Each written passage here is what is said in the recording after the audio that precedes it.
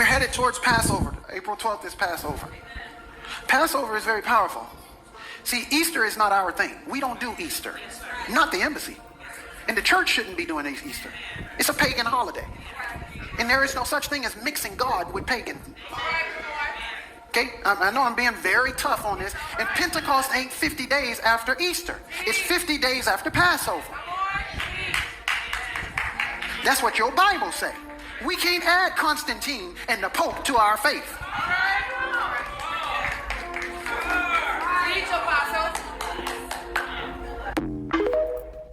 Shouldn't she have slain the blood of a lamb and fling it all about her door?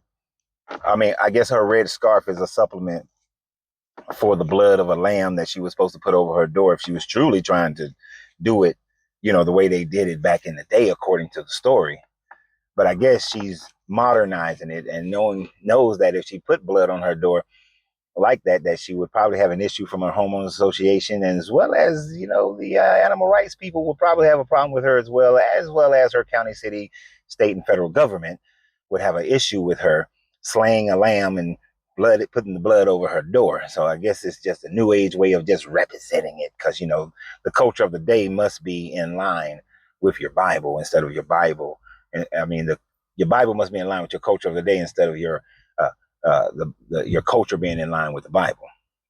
But be that as it may, even though putting the lamb's blood over your door is not a part of the Passover anymore, it's a bunch of other things of eating the unleavened breads and those sorts of things, which would have been a better demonstration of her commitment towards Passover.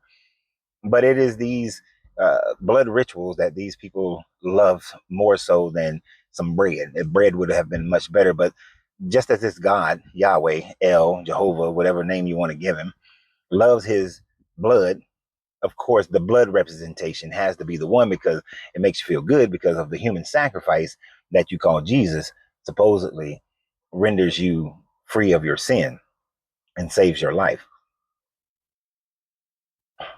But I know the other big question that everybody's asking concerning this video: is Easter a pagan holiday? Not really. It's not really a pagan holiday. You have to go back into the history of the entire situation in order to fully grasp it and understand it.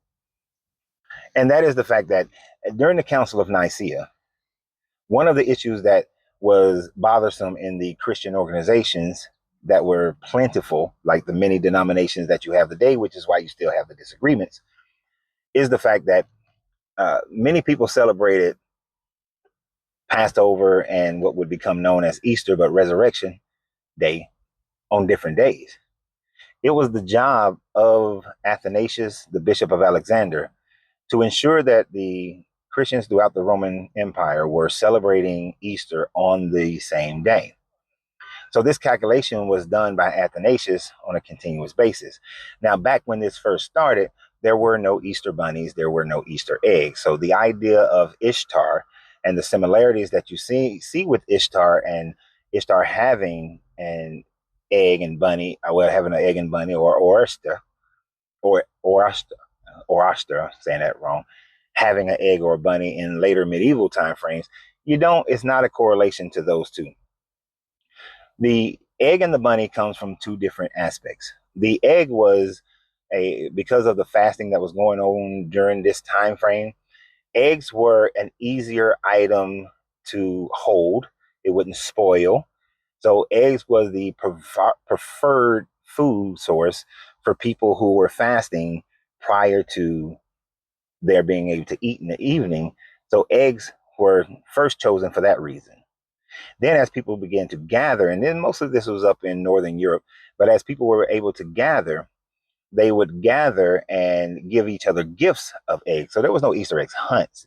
That is something later created by people like, I don't know, the Cadbury companies and other companies in order to entice you to spend your money. But they would have these eggs and they would paint them and give them as gifts to people. So it really comes from just human culture, nothing dealing with any deity. And as far as the bunny is concerned, there was a particular rabbit in, I think, England.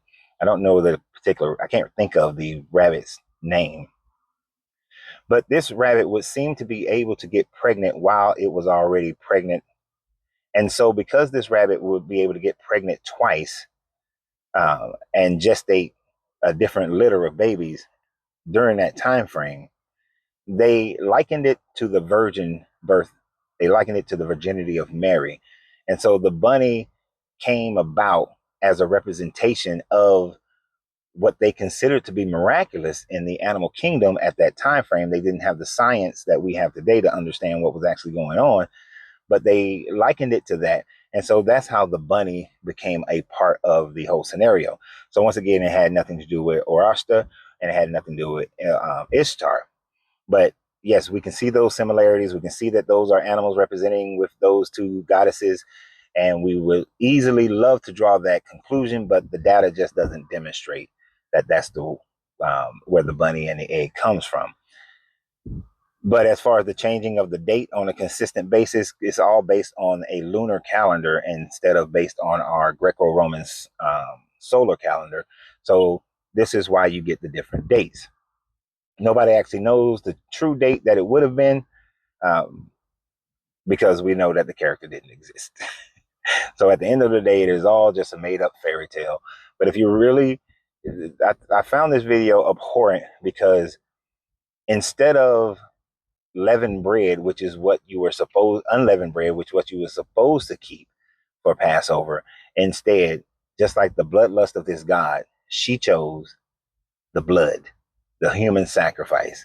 And any deity that says that in order for you to be forgiven for the sins that I set you up to sin for, and to forgive you for the bullshit that I'm going to put you into because you don't want to believe in me, I got to do a human sacrifice for it.